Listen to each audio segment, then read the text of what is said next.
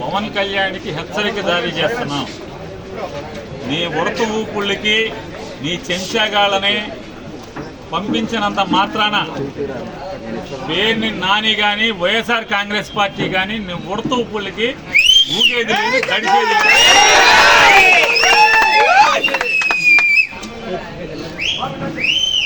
రాజకీయాల్లోకి సినిమా నటుడై 4 డ్యాన్స్లు వేసి నువ్వు వచ్చి నీ ఇష్టానుసారం ఎవరిని పడితే వాళ్ళని నోటుకొచ్చినట్టు మాట్లాడచ్చు.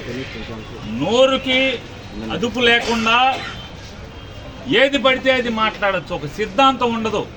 నిన్నేమో కులం లేదంటావు, నిన్న మతం లేదంటావు, ఇవాళేమో మతాల్ని రెచ్చగొడతావు.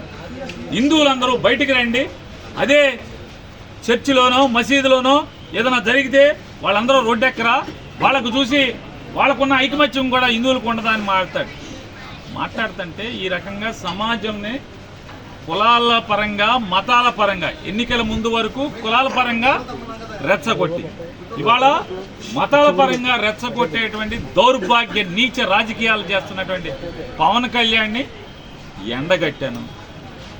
అయ్యా, గతంలో నువ్వేనా బ్యాప్టిజం తీసుకున్నావు, గతంలో నువ్వేనా బ్యాప్టిజం తీసుకున్నా అని చెప్పావు, నువ్వే కదా ఆయన, నువ్వేనా? మరి నువ్వే అయితే ఇవాళ యాషాలేంటి, డ్రామాలేంటి?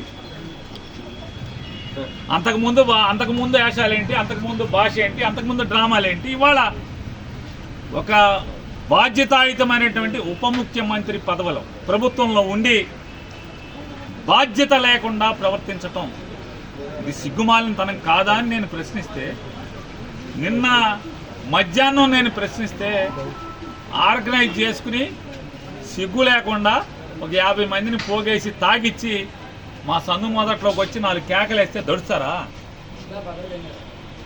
దడుస్తారా అంట? ఆగుతారా? గుడివాడ వెళ్తే కారు మీద రాళ్ళు అయితే మీ ఇంటికి మా ఇల్లు ఎంత దూరమో మా ఇంటికి మీ ఇల్లు అంతే కూడా దూరం అనేది గుర్తుపెట్టుకో.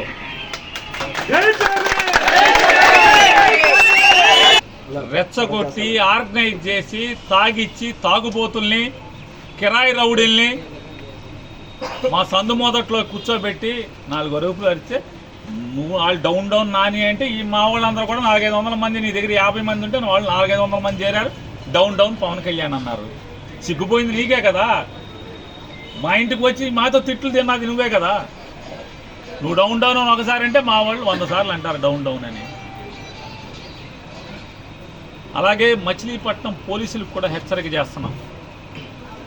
ఈ రకమైనటువంటి తప్పుడు ఉద్యోగం మీరు చేయటం మొదలు పెడితే ఖచ్చితంగా బందర్లో హింసా రాజకీయాలు మొదలవుతాయి. పిల్లిని కూడా గదిలో పెట్టి కొడితే తిరగబడి ఒళ్ళంతా పీకుతుంది. మేము శాంతి కాముకులమే అవ్వచ్చు, అయినంత మాత్రాన ఈ రకంగా ఇళ్ల మీదకి రౌడీల్ని, కిరాయి మనుషుల్ని, తాగుబోతుల్ని తాగిచ్చి పంపించే పరిస్థితి వస్తే నీకు 50 మంది ఉంటే మా దగ్గర 100,000 సంఖ్యలో ఉంటారు. ఈ రకమైనటువంటి సంస్కృతే మీరు పెంచి పోషించి 50 మందిని తీసుకొచ్చి మీరు వెనకాలే పరిగెత్తుకొచ్చి వాళ్ళని పంపించి వెనకాలే మీరు పరిగెత్తుకొచ్చి వాళ్ళనేమి మేము కొట్టకుండా మీరు కాపాడినంత మాత్రాన్ని ఎన్నాళ్ళు జరుగుతుంది ఇది? మీరు పోలీసులు కనుక కాకి ఉద్యోగం చేయకపోతే బందర్లో ఏం జరిగేది జరుగుతుంది, దడవాల్సిన పని లేదు. ఏమవుద్ది అంటున్నా. తప్పుడు రాజకీయాలు కట్టిపెట్టమని చెప్పి పవన్ కళ్యాణ్కి హెచ్చరిక జారీ చేస్తాం. దడిచేవాళ్ళేడు ఖచ్చితంగా నీ తప్పుడు రాజకీయాలని, నీ డ్రామాలని, రాజకీయ డ్రామాలని, మొన్నటిదాకా కులం ఏంటి మతం ఏంటి అని చెప్పి మాట్లాడినవాడు ఇవాళ కాషాయ బట్టలు. కులం అయిపోయింది, కాషాయ బట్టలు. దేనికి కాషాయ బట్టలు? ఎవరిని మోసాలు? కాషాయ బట్టలు ఏంటి, దాని పేరు ఏంటండి, కింద చెప్పులేంటి, రాజకీయాలేంటి? ఈ సినిమా షూటింగ్లే మళ్ళీ ఈ కాషాయ బట్టలు పీకేసి లోపలేమో అమ్మాయిలతో డ్యాన్స్ చేసి షూటింగ్ చేసి రావడం ఏంటి? ఎవడు కొట్టాడు ఇవన్నీ కూడా? ఎవరు కొట్టారన్న? నిజంగా లడ్డూలో నిజంగా మలినాలు తప్పు జరుగుంటే ఈనాళ్ళు ఈ డ్రామాలు ఎందుకు మీరు అంటున్నా? మీ ప్రభుత్వం ఉండగానే కదా నూనె వచ్చింది, ఆ నెయ్యి వచ్చింది. ఆ నెయ్యి వస్తే మీ ప్రభుత్వంలోనే మీరు ఎందుకు స్వామివారిని కళంకత ప్రసాదాన్ని తయారు చేయించారు? మీదే కదా. తప్పుడు రాజకీయాలు చేస్తూ, కుల రాజకీయాలు, మత రాజకీయాలు చేస్తూ, సంఘంలో విద్వేషాలని ఈ రకంగా రెచ్చగొడుతూ పాపం మూట కట్టుకుంటున్నారు మీరు. ఇట్లాంటివి చేస్తే ఆగుతామా? బెదిరింపులు, ఇంటి ముందు దిష్టి బొమ్మ తీసుకొస్తే నేను కాషాయ బట్టలు వేసి 100 దిష్టి బొమ్మలు తగలబెడుతున్నాను. ఇది సునకానందం. ఏ దిష్టి బొమ్మ తగలెడితే పవన్ కళ్యాణ్ తగలడిపోతాడేంటి? అది పేరు నాని దిష్టి బొమ్మ తగలెడితే పేరు నాని తగలడిపోతాడా? వ్యక్తిత్వాన్ని మెయింటైన్ చేయాలి. అంతేగాని పోతి పేరంటాల్లాగా మెట్లకి పసుపు కుంకాలు రాసుకుంటే ఏమవుదో? పోతి పేరంటాలు అంటారు పల్లెటూళ్ళలో, గ్రామాల్లో పోతి పేరంటాలు అంటారు. ఉందాగా శంషేర్గా రాజకీయాలు చేయండి. ఇవాళ అధికారంలో మీరున్నారు, జనాలకు ఇచ్చిన హామీలు జనాల్ని ఒక్క హామీ నెరవేర్చకపోగా వైజాగ్ స్టీల్ ప్లాంట్ ముందు నుంచి ఏం మాట్లాడావు? పాపం వేల మంది కార్మికులు రెక్కాడితే కానీ డొక్కాడినటువంటి స్టీల్ ప్లాంట్ ఉక్కు పరిశ్రమ కార్మికులు, వైజాగ్ స్టీల్ కార్మికులు ఏం మాట్లాడావు?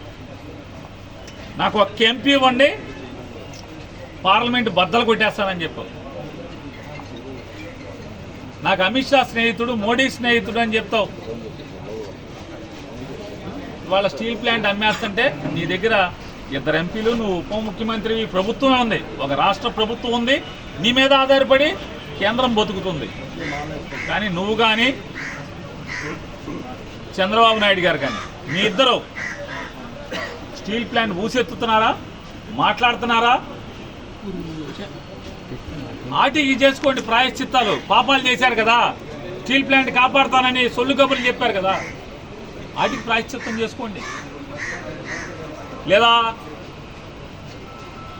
ప్రజలకి హామీలు ఇచ్చారు, హామీలకి ప్రాయశ్చిత్తం చేసుకోండి.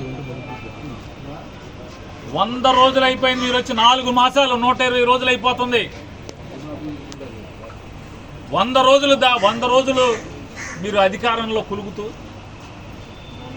పవన్ కళ్యాణ్ గారు ఎన్నికల ముందు చెప్పారు, నేను గెలిచిన 24 గంటల్లో సుగాలి ప్రీతి చావు మీద, లేదా అమ్మాయి కనపడలేదో, చచ్చిపోయిందో, అమ్మాయి మనిషి కనపడతలేదు, ఎఫ్ఐఆర్ కేసు కట్టిస్తానన్నారు.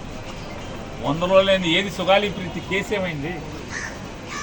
2014 నుంచి 19 మధ్య చంద్రబాబు నాయుడు గారి యొక్క ప్రభుత్వంలో 2017లో సుగాలి ప్రీతి మాయమైతే, ఆ అమ్మాయి అదృశ్యమైతే, ఆ తల్లి ఆ రోజు 2017లో నీ ప్రభుత్వం ఉన్నప్పుడు అదృశ్యమైతే కన్నీరు మున్నీరుగా రోధిస్తుంటే, జగన్మోహన్ రెడ్డి గారు ప్రభుత్వం ఉన్నప్పుడు డ్రామాలు చేసి ఎన్నికల్లో సుగాలి ప్రీతి కేసు ఎఫ్ఐఆర్ కట్టిస్తానని చెప్పిన సుగాలి ప్రీతి కేసు ఏమైంది? 30,000 మంది ఆడపిల్లల్ని ఇంటికి తెస్తా అన్నారు. ఏ ఆడపిల్లని తీసుకొచ్చి ఎవరికి అప్పచెప్పారు? ఎన్నికల ముందు మాట్లాడారు కదా, జగన్మోహన్ రెడ్డి గారి ప్రభుత్వంలో 30,000 మంది ఆడపిల్లలు మిస్ అయిపోయారని, నేను వస్తే వాళ్ళందరినీ ఇంటికి తీసుకొస్తానని.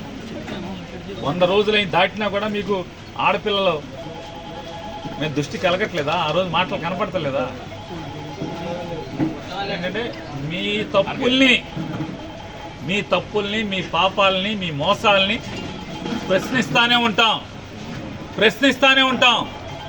మీ చిల్లరగాళ్లతో, చెంచాగాళ్లతో తాగబోయించి మా ఇంటి ముందుకి నా దిష్టి బొమ్మ తీసుకొచ్చో, లేకపోతే డౌన్లు కొట్టిస్తేనో, లేకపోతే గుడివాడలో నా కారు మీద రాళ్ళు వేయిస్తేనో తగ్గేది లేదు, ఆగేది లేదు. పవన్ కళ్యాణ్ గారికి గట్టి నీ చేతన అయితే, చిత్తశుద్ధి ఉంటే, నికార్సైన రాజకీయ నాయకుడు అయితే మంచిగా పరిపాలన చేయి. ప్రజలకు ఇచ్చిన మాటలు ఏమిచ్చారో ఆ మాటలు నిలబెట్టుకోండి, హామీలు నిలబెట్టండి, స్టీల్ ప్లాంట్ని కాపాడండి, రైల్వే జోన్ తీసుకురండి, ఇట్లాంటి బోళ్ళని చేయండి. ఎన్నికల్లో బోళ్ళని హామీలు ఇచ్చారు, ఊరూరికి, మా ఊరికి కూడా ఇచ్చారు. బందర్ పోర్టు అమ్మకానికి పెట్టారని చెప్పి ఊరు వాడ అల్లరల్ల మోతకే ఉంది.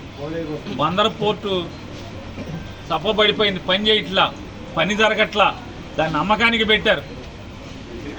పాపాలాపి మెడికల్ కాలేజీ జగన్మోహన్ రెడ్డి గారు ఆ కాలేజీకి అయ్యే ఖర్చు ప్రభుత్వం మీద భారం పడకుండా ఉంటాకి సుమారుగా 150 సీట్లలో 20 సీట్లు, అది కూడా ఎంసెట్ ద్వారా మెరిట్ ప్రకారం 20 లక్షల ఫీజు కట్టుకోండి అని చెప్పి కాలేజీ మెయింటెనెన్స్ కోసం పెడితే, ఇవాళ బందర్ మెడికల్ కాలేజీని కూడా అమ్మకానికి పెట్టినటువంటి ప్రభుత్వం మీది.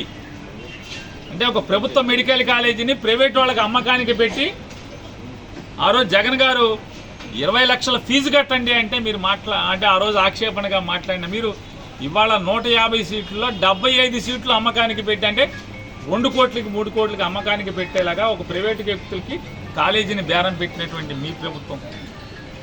వాటిని సరిదిద్దండి, అట్లాంటి తప్పులు సరిదిద్దుకోండి. అంతేగాని లడ్డూలో ఏమీ లేకపోయినా కూడా తప్పుడు మాటలు. నెయ్యి అందుకున్నది మీ ప్రభుత్వం, నెయ్యిలో కలవలేదని మీ ఆఫీసర్ చెప్తాడు, కలిసిందని చంద్రబాబు చెప్తాడు, నువ్వు చెప్తావు, కలవలేదని చంద్రబాబు గారు కొడుకు చెప్తాడు, కలిసిందనేమో మీ ఆర్థిక మంత్రి చెప్తాడు.